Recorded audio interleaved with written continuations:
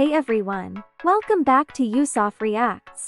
Today, we're diving into a comedy that's as hilarious as it is heartwarming. Judd Apatow's Knocked Up.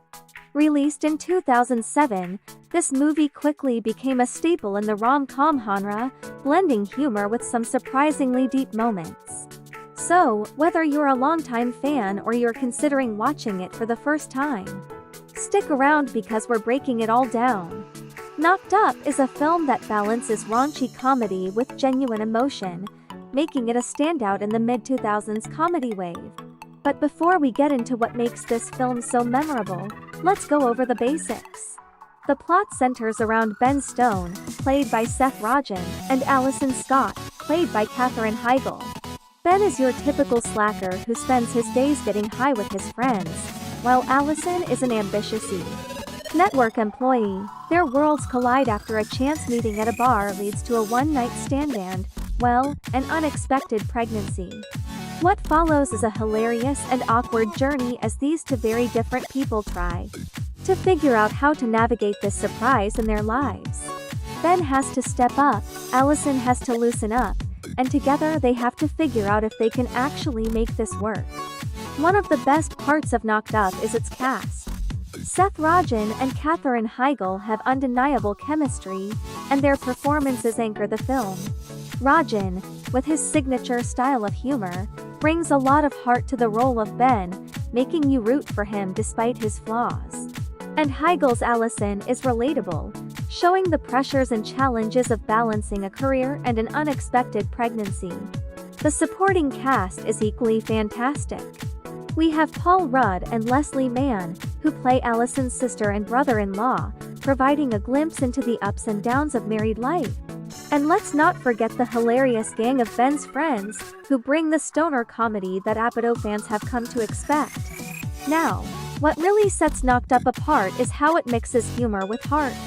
Yes, there's plenty of crude jokes and wild moments, but underneath it all, the film has something meaningful to say about relationships, responsibility, and growing up. Judd Apatow's script gives the characters depth, and by the end of the movie, you're not just looking, you're actually invested in their journey. It's a comedy that makes you feel something, and that's why it resonates with so many people. Knocked Up was a massive hit, grossing over $200 million worldwide. It also helped cement Seth Rogen as a leading man in comedy, and continued Judd Apatow's streak of successful films following The 40-Year-Old Virgin. It's a movie that influenced a lot of the R-rated comedies that came after it, blending raunchy humor with heartfelt moments. Even years later, Knocked Up holds up as a smart, funny, and surprisingly touching film. It's a reminder that comedy can be more than just laughs. It can be about real life, with all its messy, complicated, and wonderful moments.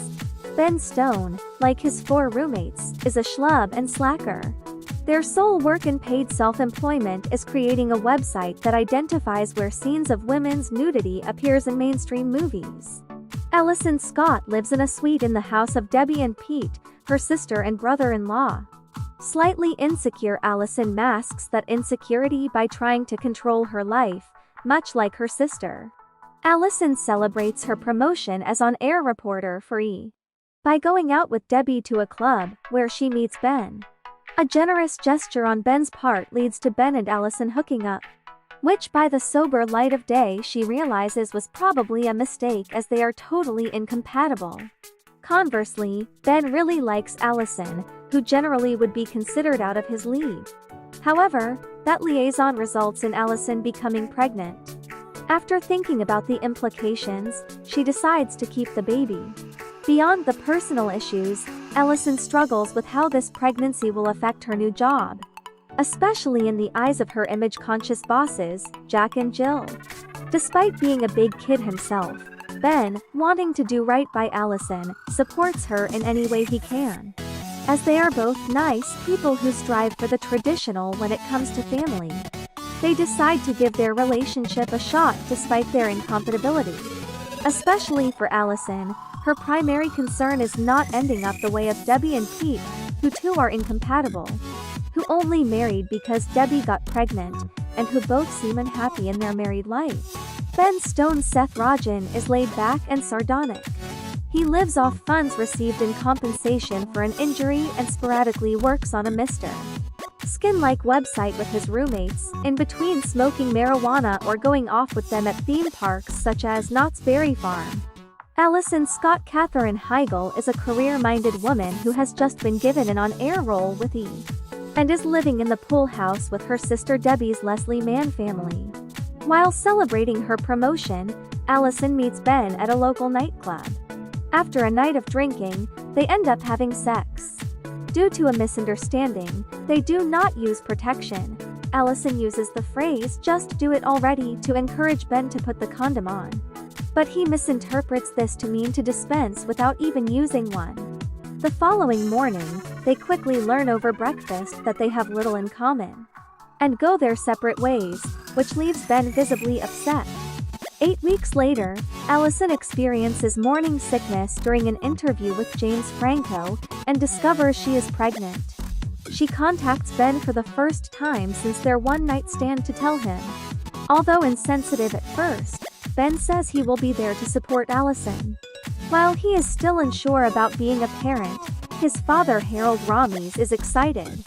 Alison's mother Joanna Kearns tries to persuade her daughter to have an abortion, but Alison decides to keep the child.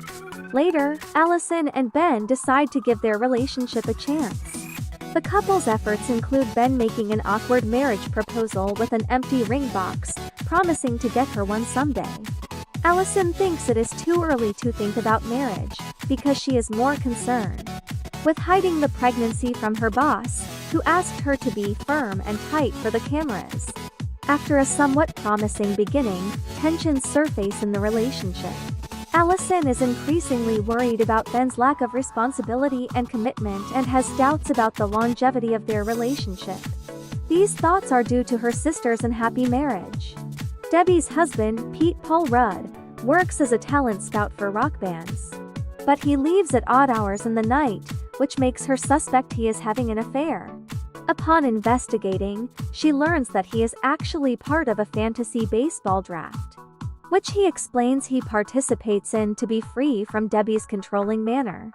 This results in their separation, and when Ben expresses amusement at Pete's deception, it leads to a heated argument with Alison as they drive to her doctor. Angered, she ejects him from her car and abandons him in the middle of nowhere, leading to their own breakup. Ben and Pete decide to go on a road trip to Las Vegas. Under the heavy influence of psychedelic mushrooms, they realize their loss and decide to take responsibility for their relationships. Simultaneously, Debbie drags a timid Alison out partying with her. But they are refused admission to a nightclub by its apologetic bouncer Craig Robinson on account of Debbie's age and Alison's pregnancy, leading to Debbie's tearful laments about her life and her desire to have Pete back. They reconcile at their daughter's birthday party, but when Ben tries to work things out with Alison, she is still reluctant to get back together with him.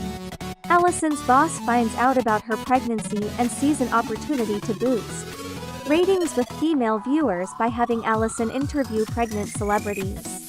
After a talk with his father, Ben decides to take responsibility and goes to great effort to change his ways, including moving out of his friend's house, getting an office job as a web designer and an apartment with a baby's room.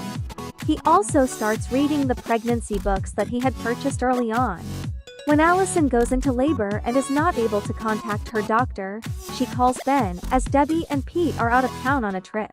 Ben discovers that the gynecologist they had been seeing Loudon Wainwright is out of town, despite having assured them that he never took vacations. Ben calls him and leaves an assertive voicemail, threatening murder. During labor, Alison apologizes for doubting Ben's commitment, and admits that she never thought the man who got her pregnant would be the right one for her. When Debbie and Pete arrive at the hospital, Ben adamantly refuses to allow her to be at Alison's side, insisting that that is his place. Debbie is both furious and impressed that Ben took charge of the situation and begins to change her formerly negative opinion about him. The couple welcomes the birth of a baby girl, a boy in the alternative ending, and settle down happily together in a new apartment in Los Angeles. Although the subject matter wasn't really appealing to me, the critics and general audience reviews are right. This is a very well-made movie. The acting is great, the plot fast-paced, the characters believable and the dialogue witty and clever. It reminds me of Superbad, another movie that I would never normally see, but one which wins you over by its sheer, albeit crude, brilliance. The basic premise is simple. A young TV reporter celebrates a promotion by getting drunk and inadvertently pregnant. The father-to-be is a good-natured, pothead slacker who has no money. When she decides to have the baby, she's not sure what her relationship with the father should be, and the movie progresses from there. It's a simple plot, but the dialogue is what makes this movie shine. No matter the scene, it was always fun to hear what the characters were going to say. Even though most of them were one-dimensional, the dialogue made them seem human and easy to relate to. A fast movie plot also kept the movie moving along. Something was always happening and there was never a dull moment. While there is a certain level of crudity throughout, the movie is generally lighthearted and innocent. It's a fun movie to see. So, what did you think of Knocked Up? Is it one of your favorite comedies, or do you think it's overrated? Let me know in the comments below. And if you enjoyed this video, don't forget to hit that like button, subscribe for more movie reviews and breakdowns, and ring the bell so you never miss an upload. Thanks for watching, and I'll see you in the next one.